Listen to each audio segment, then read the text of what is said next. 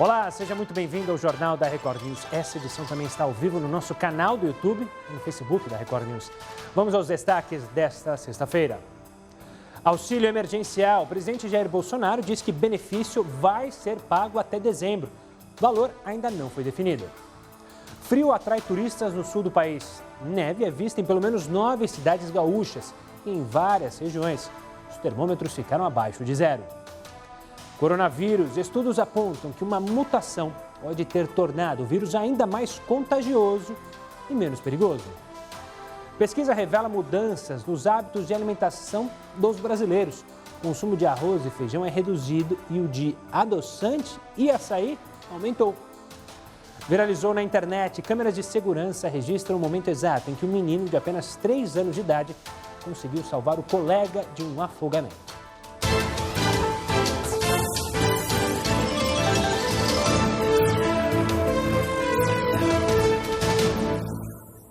Estudos apontam que uma mutação pode ter tornado o coronavírus mais contagioso e menos perigoso. Entenda agora na reportagem. O jornal diário francês Les Echos noticiou 3 estudos científicos que apoiam a tese de que o coronavírus sofreu uma mutação genética que o tornou mais infeccioso, mas ao mesmo tempo menos fatal. De acordo com os pesquisadores, essa mutação se espalhou nos últimos meses e se tornou dominante. Em março, a variante só era observada em 10% das sequências genéticas da Covid-19. E a partir do mês seguinte, ela foi encontrada em 78% das sequências. Essa alteração aumenta a capacidade do vírus de se ligar às células e de entrar nelas, e por isso apresenta um potencial mais forte do contágio. Porém, as células também têm o efeito de reduzir a sua capacidade, isso de causar as doenças que são mais graves. Um dos membros da Academia de Medicina Francesa afirmou que essa mutação do vírus é uma hipótese e que poderia explicar por que o número de contaminações está aumentando drasticamente na França, isso nas últimas semanas. E por que a quantidade de pacientes hospitalizados em UTI não se alteraram com a mesma intensidade. O pesquisador também disse que uma outra possível explicação para não termos tantos casos graves é que agora o vírus está se espalhando em populações mais jovens e, portanto, mais resistentes. E por falar na França, o país registrou hoje, pelo segundo dia consecutivo, mais de 4.500 novos casos de infecção pelo coronavírus. Com isso, o total de casos no território francês chegou a 234 mil e mais de 30 mil mortes desde o início da pandemia. Embora os casos estejam aumentando, o país segue apresentando tendência de baixa no número de pessoas hospitalizadas com sintomas da Covid-19. Voltando ao Brasil, o presidente Jair Bolsonaro afirmou hoje que o auxílio emergencial vai mesmo ser estendido até o fim do ano, mas ainda não se sabe o valor exato. A declaração foi feita durante mais uma viagem ao Nordeste. Em Mossoró, no Rio Grande do Norte, Bolsonaro participou da entrega de 300 apartamentos de um conjunto habitacional. Depois ele seguiu para uma cidade próxima, Ipanguaçu, onde houve a entrega de títulos de terra e também um anúncio de investimentos para a criação de camarão em cativeiro. O Rio Grande do Norte é responsável por 45% de toda a produção nacional. O retorno das aulas nas escolas públicas e particulares tem gerado uma polêmica enorme. O governador do Rio de Janeiro, Wilson Witzel, assinou um decreto que autoriza o retorno gradual a partir do próximo mês. Mas pais e profissionais acreditam que a medida foi precipitada. O retorno gradual das aulas presenciais pode começar a partir de setembro. A autorização ocorreu após a publicação do decreto assinado pelo governador do estado do Rio, Wilson Witzel. Mas o retorno tem gerado um impasse. Para a presidente do Sindicato dos Professores de Macaé e região, Guilhermina Rocha, a decisão foi precipitada. Nós entendemos que, a partir do momento que o próprio governo não assume a sua responsabilidade de assegurar condições estabelecidas, que não estamos só falando de EPIs, mas estamos falando no sentido de garantir a preservação da vida daqueles que fazem parte dessa comunidade escolar, é fundamental que, nesse momento, que o diálogo seja aberto. O que a gente entende hoje é que, nesse momento, sem condições, as condições, que são as condições estabelecidas pela Fiocruz, sem a garantia da vacina, é um grande risco o retorno às aulas. Segundo o decreto, as escolas particulares estão autorizadas a retomar as atividades presenciais a partir do dia 14 de setembro e as públicas em 5 de outubro. O decreto assinado por Witzel tem caráter de recomendação, ou seja, cabe às prefeituras decidir oficialmente se os estabelecimentos retomam ou não as atividades. No entanto, as especificações dessa possível volta às aulas ainda não foram divulgadas oficialmente pela Secretaria Estadual de Educação. A princípio, seria priorizado o retorno às aulas do 9º ano do ensino fundamental e do 3º ano do ensino médio, para que os estudantes possam se formar. E alunos e professores da rede estadual de ensino de São Paulo vão fazer teste de coronavírus. A testagem será organizada pelas Secretarias de Estado da Educação e de Saúde. Com essas informações, será organizada a volta às aulas presenciais. O retorno no estado está previsto para o dia 8 de setembro, mas apenas para recuperação de conteúdo. Já a retomada do ensino efetivo é esperada para o dia 7 de outubro. Só que a palavra final será dada por cada prefeitura. E a Fiocruz pode começar a fabricar a vacina de Oxford contra a Covid-19 em abril do ano que vem. O acordo prevê que o laboratório britânico entregue 100 milhões de doses da vacina até março e transfira a tecnologia para a Fiocruz fabricar o medicamento no Brasil. A média diária de exames na saúde pública saltou de 1.100 em março para mais de 22 mil em agosto. São mais de 2 milhões e 100 mil testes do tipo PCR realizados. E como era esperado, o frio chegou forte e nevou no sul do Brasil. Em Santa Catarina, nevou em 3 cidades da região serrana. Quem conseguiu ver, gostou do espetáculo.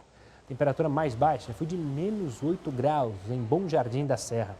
Já no Rio Grande do Sul, também nevou em pelo menos 10 regiões. E muitas cidades do estado amanheceram com temperaturas negativas. E olha só, quem não viu neve não deve ter uma oportunidade, pelo menos por enquanto.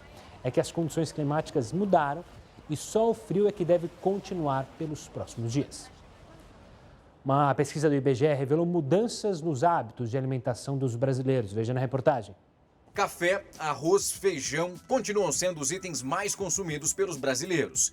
Mas a frequência do consumo, principalmente da dupla mais tradicional do prato brasileiro, vem caindo, segundo o IBGE. Entre os anos de 2008 e 2009, o feijão era consumido por quase 73% dos entrevistados. 10 anos depois, o alimento aparece na mesa de 60% dos brasileiros. O consumo do arroz também caiu.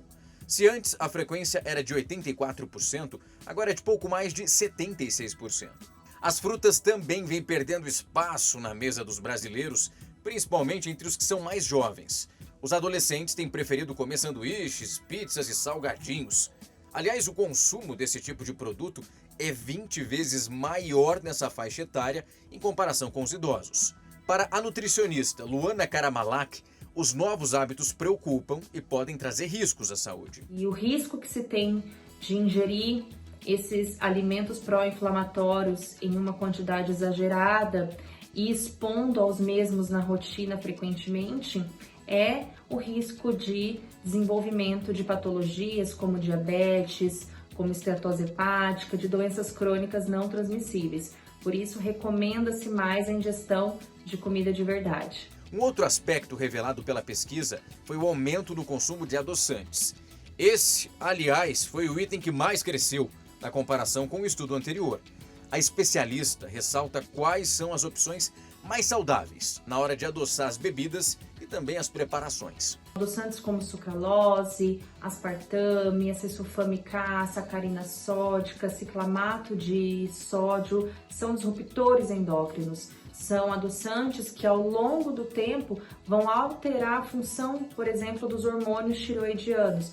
Então, o ideal seria que você dê preferência a adoçantes como xilitol, eritritol, talmatina e estévia 100% para poder adoçar suas preparações.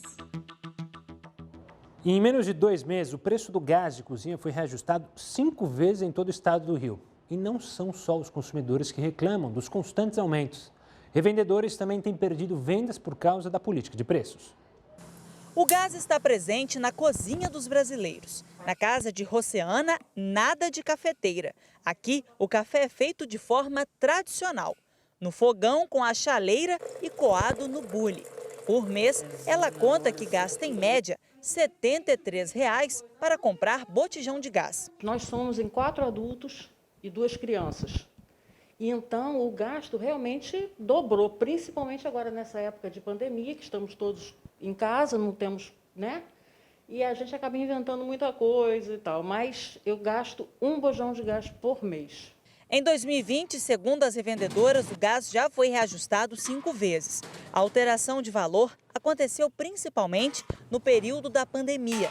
De acordo com a Petrobras, o preço do GLP vendido às distribuidoras tem como base o valor da paridade de importação, formado pelas cotações internacionais. O preço do gás de cozinha ele é influenciado pelo que acontece no mercado internacional. Então, por exemplo, o preço do barril de petróleo e os custos de importação, que inclui transporte, tarifas portuárias e o dólar, por exemplo, eles têm um papel importante para influenciar, um papel importante para determinar o preço final do produto. O preço médio da estatal para as distribuidoras do produto será equivalente a R$ 26,55. Apesar do aumento, a Petrobras afirma que o produto ainda registra queda de 4,5% no acumulado do ano, o equivalente a R$ 1,26 pelo botijão de 13 quilos. Mas as revendedoras sentem a diferença no caixa. Esse cenário ele vem se repetindo há vários meses, por conta da política de preço da Petrobras, que estar reajustando o valor que antes era trimestral, agora em 2 meses eles conseguem repassar às vezes 5 aumentos e a gente fica sem margem para trabalhar, tendo que entubar esse aumento e não consegue repassar para o consumidor final. Este economista ressalta que, diante do atual cenário, as famílias com maior número de integrantes acabam consumindo mais e sentindo os reajustes no bolso. Se nós considerarmos o cenário atual, a renda média da população caiu e uma taxa alta de desemprego, qualquer aumento de preço vai pesar no orçamento, principalmente da população de baixa renda. Olha só, existem vários mitos e verdades sobre a agronomia aqui no Brasil. O Heroto Barbeiro vai desvendar alguns deles para vocês que acompanham o jornal da Record News. Diga lá, professor. Olá, Gustavo. Olha, falando um pouco então do agronegócio brasileiro. Hoje eu estava vendo aqui, há uma estimativa da queda do produto interno bruto do nosso país em 6% esse ano. Ficar negativo 6%. Mas não o agronegócio. O agronegócio vai subir 2,5% esse ano, segundo também essa estimativa. Dizendo que a safra aí é muito boa e que por esse motivo então a gente vai vender mais. Outra coisa importante é o seguinte, a grande quantidade que o dólar que o Brasil está guardando se deve principalmente às exportações do agronegócio, que tem vendido bastante no exterior e tem vindo bastante dólar para o Brasil. Mas tem o outro lado da moeda, qual é que é? É o fato, então, de que o agronegócio, ele também é acusado de desmatamento e é acusado também de ser responsável, então, aí pelo uso do agrotóxico. Eu vi hoje uma série chamada Mitos e Verdades. Eu escolhi só 5 para não perder muito nossa cabeça aqui. Feita por uma pessoa que entende do agronegócio, que é o Chico Graziano. E eu não sabia algumas coisas e eu quero ver se o pessoal nosso aqui também entende. Por exemplo, alimentos vêm da onde? Vem do campo. Pô, mas de onde é que vem? Vem do agronegócio ou vem da agricultura familiar? Eu achava que vinha da agricultura familiar com 70%. Ele diz, não é verdade. Apenas 23% vem da agricultura familiar. Os outros tantos por cento vêm, então, do agronegócio e das grandes empresas que atuam na área do campo. Outra coisa também que eu já tinha ouvido falar, que o gasto para você produzir 1 quilo de carne são 15 mil litros de água. Eu nunca imaginei que um boi bebesse tanto. E ele disse, olha, isso não é verdade, né? Não é verdade que se utilize 15 mil litros de água, porque o rebanho brasileiro tem mais de 200 milhões de cabeça, consequentemente ele ia secar o país como um todo. Foi outra história que eu vi lá. Outra que me chamou a atenção sobre o agronegócio, também o pessoal comenta muito por aí. Alimentos orgânicos não têm agrotóxico. Eu disse, não tem. Eles têm. Por quê? Porque mesmo aqueles orgânicos usam alguma coisa de química para poder se manter. Por exemplo, a plantação de tomate não usa agrotóxico, né, o tomate orgânico. Mas ele usa, por exemplo, um derivado do cobre para impedir que o tomate seja atacado pela praga. E aí, tem ou não tem agrotóxico? Segundo ele, ainda assim tem. Outra questão também curiosa para a gente conversar com as pessoas. Afinal, é verdade que um boi polui mais do que um carro? Como o boi polui? Porque o boi rumina, né? Ele primeiro ele engorda e depois ele rumina de novo. E aí ele cria um gás chamado metano. Então o boi, quando ele faz o pum, ele solta metano. O metano ajuda o aquecimento do planeta? Sim, mas não é verdade que ele polui mais do que um carro. Um carro, quando a gente liga o motor, ele solta uma quantidade muito maior de produtos químicos produzidos do que um boi. Ainda que o boi, como eu disse, é um gerador de metano, não? O boizinho aí no pasto. Então, são algumas dessas questões aí. Outra lá, que é a mais polêmica. Estamos ou não sendo envenenados pelos agrotóxicos? As ONGs que cuidam do campo dizem que sim, que o Brasil é um dos maiores consumidores de agrotóxico do mundo. O especialista aqui diz que não, o Chico Graziano diz que não é verdade, porque, segundo ele, os dados da Anvisa mostram que não há perigo das pessoas se contaminarem com a utilização de agrotóxicos no campo. Então, acho bom a gente entender um pouco essas coisas. Algumas delas são polêmicas, vale debate, vale ouvir outras pessoas, tudo bem. Dada a importância que o agronegócio, como eu falei na abertura, está tendo na economia brasileira e na recuperação do país. A gente vai acompanhar aqui. Bom, Heraldo, o Heraldo volta daqui a pouquinho aqui no Jornal da Record News com outras informações. Olha só, após traços de coronavírus serem encontrados em embalagens de frangos na China, surgiram questões sobre as chances do vírus ser transmitido por embalagens de produtos. Você vai entender melhor na nossa reportagem. O lote de frango foi exportado pelo Brasil. A cidade chinesa que recebeu diz que identificou o vírus num controle de rotina. O Ministério da Agricultura explicou que, segundo a Organização das Nações Unidas para a Agricultura e a Organização Mundial da Saúde, não há uma comprovação científica de transmissão do vírus a partir de alimentos ou então embalagens de alimentos congelados. Alguns estudos em laboratórios concluíram que o coronavírus pode sobreviver por algumas horas ou até dias, isso em alguns tipos de embalagens. Os principais são papelão e diversos tipos de plástico. Ainda assim, esses estudos foram questionados por cientistas porque só foram reproduzidos em laboratórios. E a dúvida é, será que esses resultados seriam repetidos fora desses ambientes? Um artigo publicado na The Lancet, uma das revistas científicas mais conhecidas do mundo, Emmanuel Goldman, professor de microbiologia de uma universidade dos Estados Unidos, disse acreditar que a chance desse tipo de transmissão é muito pequena. Para ele, pode acontecer apenas nos casos em que uma pessoa infectada tosse ou então espirra em algum lugar e logo após uma outra pessoa toca na superfície. A chance de transmissão normalmente ela é baseada na suposição de que os trabalhadores contaminados embalaram os alimentos e assim passaram o vírus para os produtos, após terem tocado nos olhos, nariz ou então na boca. De acordo com o Centro de Controle de Doenças dos Estados Unidos, pode ser possível que uma pessoa seja infectada ao tocar uma superfície ou um objeto, mas a agência deixa claro que esta não é a considerada a principal forma de propagação do vírus. Para a OMS, não há atualmente nenhum caso confirmado de Covid-19 transmitido por alimentos ou então embalagens. Mesmo assim, a organização recomenda que as mãos sejam lavadas, isso após o manuseio das embalagens. Também é importante fazer isso depois de receber as entregas de alimentos. A Organização Mundial da Saúde disse que a pandemia de coronavírus pode ser controlada na Europa sem a necessidade de paralisar toda a sociedade. Segundo a OMS, as autoridades do continente estão mais preparadas para controlar surtos do vírus, é a segunda onda, e há uma maior conscientização sobre a doença, pelo menos na visão dos diretores da OMS. Vamos falar da queda de temperatura registrada aqui no Brasil.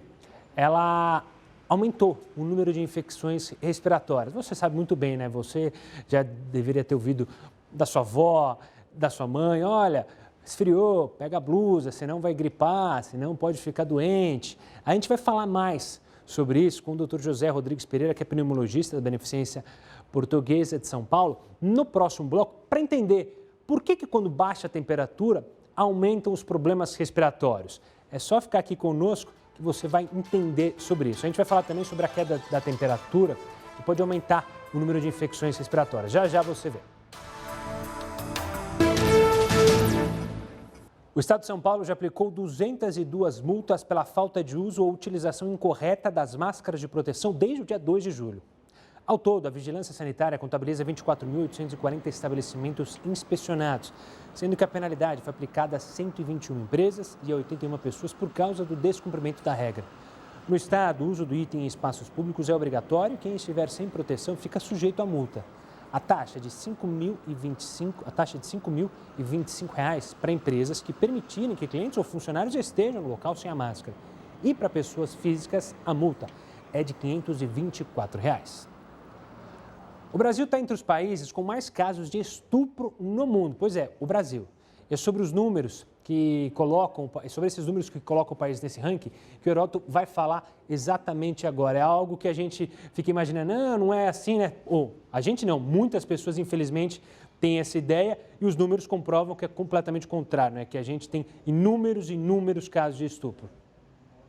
Exatamente, Gustavo. Eu acho que o que mais nos atingiu ultimamente foi aquela criança de 10 anos que ficou grávida e que teve a gravidez interrompida por decisão da justiça. Hoje até fiquei sabendo que parece que estão propondo trocar a identidade dela e o local de onde ela mora para ver se essa criança se salva da perseguição de muita gente por aí. Mas tem uns dados que eu acho que todos nós, cidadãos brasileiros, temos que ficar de olho. Pai, mãe, cidadão de uma maneira geral. Qual é? Olha só, primeiro, número de estupros no Brasil, são dados oficiais, está aí a fonte. Violência cotidiana, o Brasil está entre os países com mais casos de estupros no mundo, por incrível que pareça. E outra coisa que chama atenção, isso é um tema que nós não queremos levar, né? Pelo amor de Deus. Nós sabemos o seguinte, 75% dos estupradores são conhecidos das vítimas. Porque uma boa parte dos estupradores são parentes das vítimas, segundo as anotações feitas pela Polícia Federal e feitas também pelo Ministério Público. Então, esse dado é um dado realmente preocupante. Mas tem um outro aí que eu vou mostrar para você agora, da mesma fonte. Qual é? Olha lá, a média nacional. Nós temos, para cada 100 mil habitantes do nosso país, eu vou arredondar, 53 estupros. Para cada 100 mil habitantes do Brasil, acontece 53 estupros. Se você lembrar que o Brasil tem 200 milhões de habitantes, imagine a quantidade de estupros que vai subir ali do outro lado. Não é porque isso aí é uma proporção, como você está vendo, é um número realmente vai ficar muito grande e estarrecedor. Mas é bom saber, da cada 100 mil, 53 tem estupros. Outro número importante também, para que a gente possa olhar como cidadão. Quem são vítimas de estupro no Brasil? Olha lá, mulheres, 81%. Quase 82% das vítimas de estupro no Brasil são mulheres. Mas há homens também. Mais de 18% dos estupros acontecidos no nosso país são perpetrados contra homens. Mas a maioria de mulheres, como você está vendo o número aí, é simplesmente esmagadora. Outro número interessante também para a gente pensar. Olha só, olha o que acontece. Meninas que sofrem estupro geralmente têm menos de 13 anos de idade. Meninas foram estupradas com menos de 13 anos de idade. O caso que eu citei agora há pouquinho da menina era de 10 anos. Mas olha o caso dos meninos. Meninos são estuprados com menos de 7 anos de idade, segundo as informações colhidas pelas autoridades do nosso país. Então é uma coisa realmente bastante preocupante para as famílias de uma maneira geral, né? Para olhar as crianças e saber onde é que as crianças estão ficando durante o dia ou muitas vezes indo dormir na casa de pessoas que você não sabe quem é. Esse dado mostra o seguinte, veja bem, a cada 100 estupros acontecidos no nosso país, vou arredondar, 64 são contra vulneráveis, ou seja, de pessoas que não podem se defender. A maior parte delas são crianças ou pessoas portadoras de alguma deficiência. Então, de cada 100, 64 são vulneráveis, não seriam capazes de resistir a uma tentativa de estupro, seja lá um homem ou seja uma mulher. Mas temos aqui uma outra informação para passar também. Esse mapinha aí do Brasil que você está vendo aí, ó, o mais escuro, né, é onde dá vítimas por 100 mil. É onde acontecem mais estupros do nosso país. Dá uma olhada aí, para você ter uma ideia. Olha o seu estado aí. Você que está nos acompanhando aqui no Brasil inteiro, através da Record News e das nossas redes sociais, olha o seu estado aí, para ver se ele é onde acontecem mais ou menos estupro, de acordo com aquela tabelinha que está do lado esquerdo ali, que está pintado. Agora, desses todos, nós temos 3 onde acontece o maior número de estupro. Pela ordem, Primeiro lugar do Brasil, Mato Grosso do Sul. Segundo lugar, Rondônia. Terceiro lugar, Santa Catarina. São os 3 estados onde acontece mais estupro no Brasil, segundo os dados coletados pelas autoridades brasileiras e que estão sendo divulgados por aí. Portanto, eu acho que com isso a gente pode ter uma consciência melhor e cuidar melhor, principalmente das nossas crianças. De fato, Heródoto, obrigado pela participação. São dados alarmantes que é preciso olhar cuidadosamente esses dados e, claro, uma punição maior a justamente quem comete esses crimes nojentos é a palavra para quem estupra. Heródoto, daqui a pouco você volta aqui conosco. Eu quero falar agora sobre os mesários que vão atuar nas eleições municipais deste ano. Eles já podem ser convocados por mensagens de e-mail, WhatsApp e também ligações telefônicas. Se você recebeu o comunicado, ser selecionado vai precisar confirmar a participação em até 3 dias úteis. De acordo com o Tribunal Superior Eleitoral, a medida evita que o cidadão precise ir ao cartório para fazer a confirmação e ainda contribui para a manutenção do isolamento social.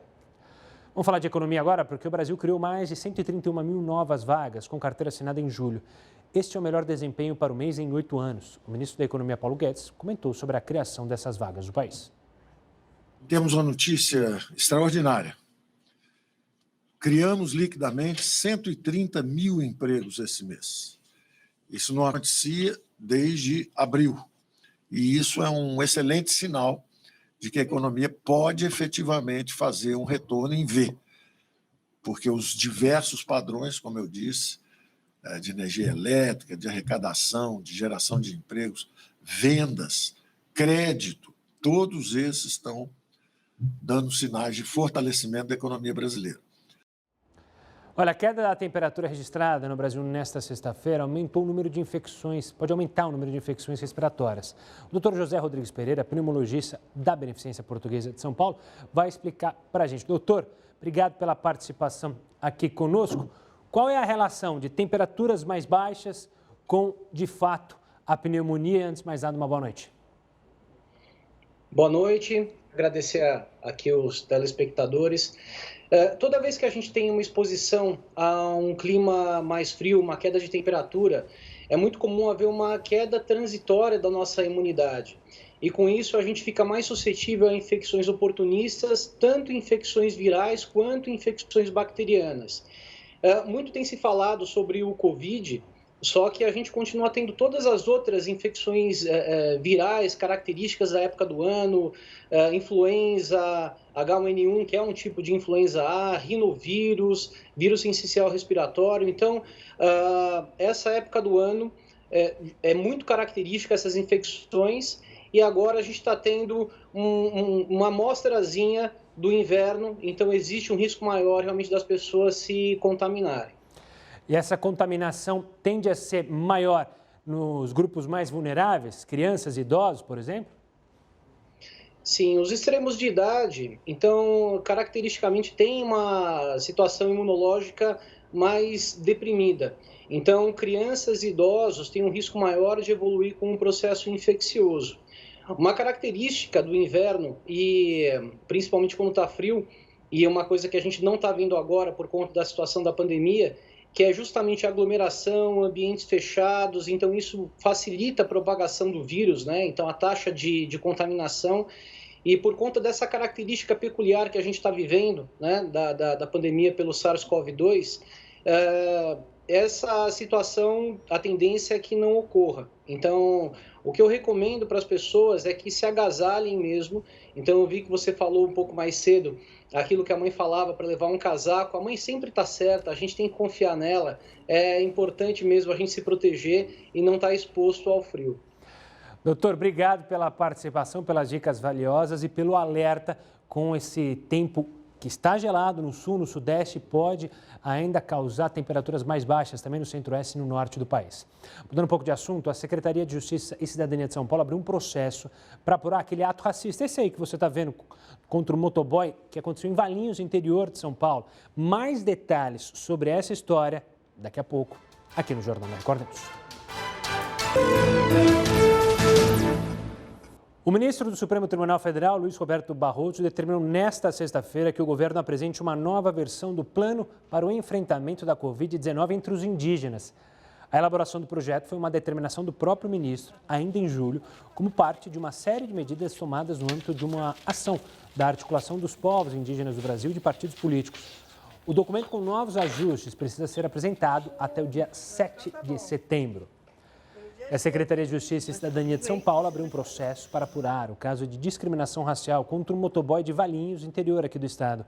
O caso ganhou repercussão nacional após o vídeo mostrar o morador de um condomínio de casas, esse de camiseta azul, humilhando o entregador. O processo, que ocorre independente da instância criminal, pode condenar o agressor a uma multa de R$ 28.000.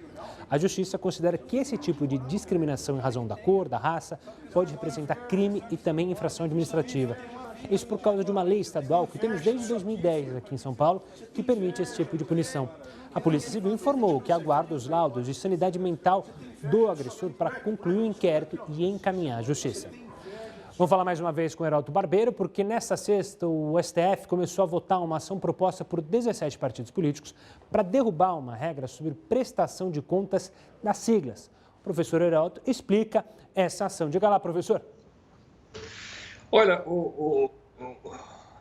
Gustavo, nem precisa disso. Sabe que uma vez eu estava ainda apresentando o Roda Viva e foi lá o presidente do TSE, acho que era o ministro Sepúlveda Pertence. Aí eu perguntei para ele, escuta, mas os partidos políticos prestam conta? E o ministro respondeu para mim dizendo o seguinte, não. É tudo peça de ficção. Eles fingem que prestam conta e a gente finge que audita, a gente finge que fiscaliza. É verdade que as coisas mudaram, tanto que mudaram que a gente descobriu o seguinte, que uma parte da grana que os partidos políticos pegaram de nós, uns compraram helicóptero, outros compraram carro de luxo, outros compraram mansão para o partido, onde moram os caciques do partido, vai por aí afora. Então agora eles querem relaxamento. Como assim? 17 partidos políticos dizem, não, as regras são muito rígidas para nós. Mas rígidas por quê? Porque esse ano eles estão pegando 3 bilhões de reais para gastar. 2 bi na campanha e bi na manutenção dos partidos políticos. Interessante que até agora eu não vi nenhum dos 17 partidos que bateram na porta do Supremo dizer que vão abrir mão de uma parte dessa grana para o auxílio emergencial, para poder socorrer as pessoas que estão sem emprego, para as pessoas que estão em condições econômicas difíceis. Não. Eles querem relaxamento. Muito bem, para isso bateu na porta do Supremo. Hoje foi feita a primeira votação. Felizmente, o voto do ministro Gilmar Mendes foi contrário a essa história de abrir porteira onde passa um boi, passa a boiada. E vamos aguardar na semana que vem se os outros ministros seguem o mesmo caminho. O mínimo que esse pessoal tem que entender é que essa grana é nossa e eles não estão prestando conta para a Justiça Eleitoral. Estão prestando conta para mim, para você, que pagamos impostos e mantemos essa turma toda aí do jeito que isso está. Boa, Heródoto, obrigado pela participação. Amanhã não, né? Segunda-feira. Amanhã é dia de folga. Quer dizer, eu vou estar aqui, mas segunda-feira o Jornal da Record News está de volta. Amanhã o Jornal da Record News folga. Forte abraço, Heródoto. A gente se encontra na segunda-feira. Agora a gente fala do Instituto Nacional de Advocacia, que pediu a extinção da Comissão da Criança e do Adolescente da Câmara dos Vereadores do Rio. O repórter Pedro Paulo Filho tem as informações. Boa noite, Pedro. Qual é a alegação? Oi, Gustavo, boa noite para você, boa noite a todos. Olha, o pedido foi entregue à presidência da Câmara do Rio. Na petição, o Instituto denuncia uma audiência da comissão, transmitida pela internet, que exibiu cenas de sexo explícito. A sessão pública aconteceu há uma semana. As imagens de sexo foram captadas da câmera de um dos convidados, mas a Associação dos Advogados argumentou que o debate entre os vereadores continuou, como se nada estivesse acontecendo. Participaram da audiência o presidente da comissão, Leonel Brizola Neto, e os vereadores Babá e Célio Luparelli. O Instituto quer que eles sejam afastados. Gustavo. Obrigado, Pedro. E olha, uma imagem viralizou na internet hoje. Ela mostra como um menino de apenas 3 anos de idade conseguiu salvar o coleguinha de um afogamento. Os detalhes a gente conta em instantes aqui no Jornal da Record News.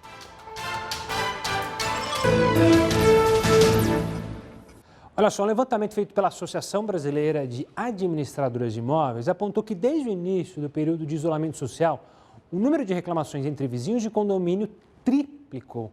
E muitos desses conflitos acabam se tornando ações judiciais, o que é péssimo. Mas será que não há outra forma de resolver questões entre vizinhos? Vou conversar agora com a Maria Antonieta Prado, mediadora e sócia administradora da Câmara de Mediação e Arbitragem Especializada, para explicar sobre esse tema. Maria Antonieta, obrigado pela participação aqui conosco. Como eu disse, né? A pandemia, todo mundo em casa, tem gerado ânimos à flor da pele.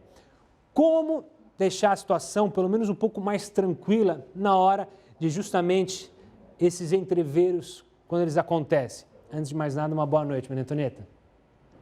Boa noite, Gustavo. Boa noite a todos.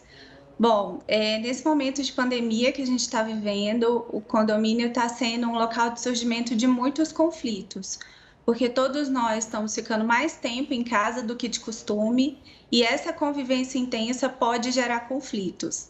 Então, existem várias formas da gente resolver os conflitos que surgem nos condomínios. Nesse sentido, uma das formas da gente resolver é através da figura do síndico, que pode assumir um papel inicial ali bastante importante no surgimento do conflito. O síndico está acostumado a resolver as questões que surgem somente baseado nas regras, mas ele também pode ser um negociador dos conflitos. Então, um dos papéis dele é abrir espaço para que os condôminos possam resolver as suas questões, porque os conflitos eles surgem, na grande maioria das vezes, por uma falta de comunicação. Então, a primeira providência que o síndico deve tomar é abrir espaço de comunicação. A partir do momento que ele abre esse espaço, ele dá oportunidade para que as pessoas digam o que está preocupando elas, quais são as vontades delas, os interesses, qual o impacto que os conflitos estão gerando na vida delas. Então, com isso, o síndico tem condições de entender as questões e tentar ajudar na busca de opções de solução. Maria Antonieta, buscando essas opções de solução, muitas vezes o síndico tenta ouvir os dois lados, só que ele não consegue justamente mediar uma solução. Como ele pode chegar até uma mediadora, como é o seu caso, para justamente tentar chegar a uma solução sem a necessidade de uma ação judicial? O síndico ele só vai conseguir ajudar na resolução dos conflitos se as pessoas estiverem abertas para a comunicação. Então, a partir do momento que ele sentir que as pessoas não estão dispostas ou não estão conseguindo buscar opções de solução através de uma negociação direta entre elas, ele e os demais envolvidos naquele conflito podem se socorrer de outros métodos de resolução, como, por exemplo, a mediação. Então, a mediação é também em si uma negociação, só que já é uma negociação intermediada, facilitada, assistida por uma terceira pessoa que é neutra, que é imparcial, então, que é o mediador. Então, com técnicas específicas, esse mediador vai ajudar aquelas pessoas a colocarem na mesa a situação que levou elas até lá, a trabalharem os seus objetivos, os seus interesses, avaliarem as opções de solução que existem. Importante dizer que a mediação é um procedimento voluntário, confidencial e flexível. Então, o mediador não é o julgador e o procedimento de mediação é bem complexo. Então, não é qualquer pessoa que é capaz de mediar seriamente um conflito. Então, é preciso buscar quem faça isso de forma profissional, como as câmaras privadas de mediação fazem. Maria Antonieta, isso é algo realmente um pouco novo aqui para a maioria das pessoas, né? Os resultados têm sido positivos? Você acredita que há espaço para mais mediações, ao invés da gente encher o judicial de ações que podem ser resolvidas para mediação? Há espaço para crescimento das câmaras? Há muito espaço para crescimento das câmaras. Nesse momento de pandemia, ela já vem crescendo. Isso porque esses métodos extrajudiciais de solução de conflitos, eles cabem a qualquer momento. A mediação, por exemplo, ela cabe a qualquer momento do conflito. Então, as pessoas podem solicitar um procedimento de mediação, podem submeter a ele, mesmo que já tenha sido ajuizada uma ação. Elas podem, se elas considerarem adequado, parar aquela ação judicial e solicitar o início de uma mediação, como uma tentativa de resolver de forma amigável. Ou então, as pessoas que ainda não iniciaram qualquer processo judicial não precisam iniciar, elas podem procurar diretamente uma Câmara Privada de Mediação, que é uma empresa que tem no seu quadro profissionais que estão habilitados para atuar com os métodos consensuais e vai disponibilizar um ambiente adequado para a realização da mediação. Então, existem câmaras sérias que realizam um trabalho de muita qualidade, já ajudaram várias pessoas ao longo desses anos. E tem espaço sempre para crescimento, porque os conflitos, eles sempre existiram, nunca vão deixar de existir. É importante as pessoas saberem que elas têm outras formas de resolver as questões delas, que não necessariamente com uma ação judicial. Obrigada pela participação, Maria Antonieta. O recado que fica bem claro para as pessoas, né? Vocês podem chegar à solução dos conflitos sem terceirizar para um juiz, sem que a decisão seja tomada por ele, mas sim entre as partes com a ajuda de uma mediadora, como é o caso da Maria Antonieta. Você que acompanhou essa entrevista, perdeu um trecho, quer acompanhar de novo, daqui a pouco está lá no nosso canal no YouTube, youtube.com/recordnews. Só apontar o celular, aí a câmera do seu celular, para o QR Code, que você já vai direto para a nossa página.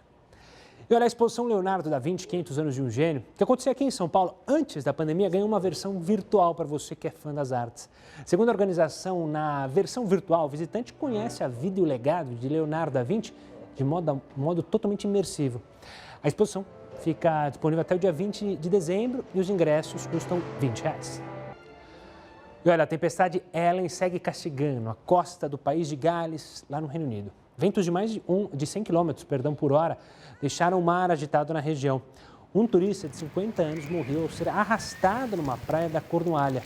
O mau tempo deve seguir pelo fim de semana. E olha só que imagem impactante. Ela viralizou hoje na internet. Um menino de apenas 3 anos de idade salvou o colega de um afogamento. Arthur já, inclusive, ganhou até uma homenagem da polícia. No vídeo que você vai ver agora, é possível ver o Arthur brincando com o Henrique, filho do caseiro da propriedade. Ao tentar pegar uma boia na beira da piscina, o garoto acaba caindo na água. Assustado, o Arthur olha para trás, tentando pedir ajuda, mas ao ver o colega se debater na piscina, ele se esforça para alcançar e consegue puxar o amigo pela mão. Esse caso aconteceu no sítio onde a família de Arthur cumpre a quarentena em Itaperuna, no Rio de Janeiro. O ato heróico do garotinho inspirou a polícia militar, que resolveu prestar uma homenagem a ele. Esse é o trecho da homenagem, correto, né? Aí tá para a gente ver o garotinho, que olha, não sei vocês, mas me arrepiou ver um garotinho desse tamanho buscar o coleguinha na água. É uma cena que deixa a gente sem palavras. A gente fala agora do INSS, que adiou mais uma vez a data de reabertura das agências para o atendimento presencial. E a fila de pedidos acumulados não para de crescer, obviamente. Desde março, começo da pandemia, as agências do INSS estão fechadas. Não há atendimento presencial, o que atrasa ainda mais a liberação dos benefícios. A reabertura gradual ficou para 14 de setembro. E após derrota no STF, os trabalhadores dos Correios decidiram manter a greve que começou na última terça-feira. Os ministros do STF formaram maioria para manter a liminar que reduziu a vigência do acordo trabalhista entre os Correios e os seus funcionários para apenas 1 ano. Agora, a categoria questiona a retirada de direitos. E olha, não são poucos os flagrantes de desrespeito às normas de segurança para o combate à disseminação do coronavírus no Rio de Janeiro. Por isso, a Prefeitura de Campos decidiu adotar medidas mais rigorosas a partir da próxima semana. Nas ruas e calçadões de Campos, a situação é a mesma registrada nos bares e restaurantes, principalmente nos fins de semana. Muita gente sem máscara e que desrespeita até o distanciamento social. Por causa desses atos, medidas rigorosas serão adotadas na cidade a partir da próxima segunda-feira, dia 24. As pessoas ainda não entenderam que tem que ficar em isolamento social, só sair extremamente necessário. Então, acaba prejudicando aquelas pessoas, o comércio, que estão retomando a sua atividade e, de repente, a gente tem que regredir por causa da irresponsabilidade daquelas pessoas, não do comércio que ele está cumprindo, e sim daquelas pessoas que ficam à frente do comércio, ficam na rua, aglomerando, trazendo transtorno para a fiscalização e para a saúde pública.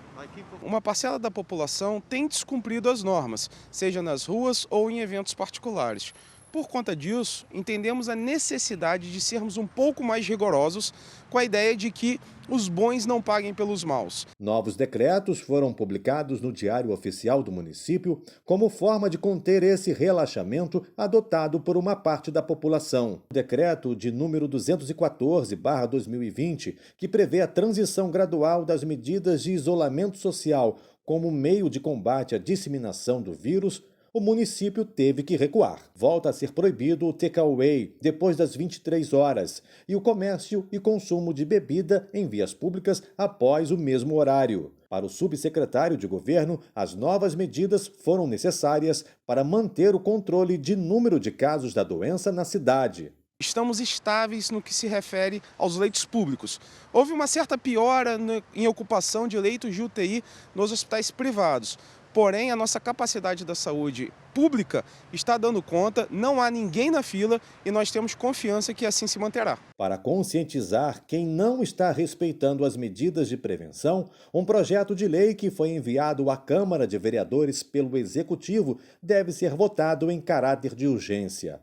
Se aprovado, pode penalizar quem insistir em desrespeitar as medidas adotadas pelo município. 10 horas em ponto pelo horário de Brasília. O Jornal da Record News fica por aqui. Você fica agora muito bem acompanhado com Rafael Algarte, a edição das 10 do Hora News. Tchau, tchau.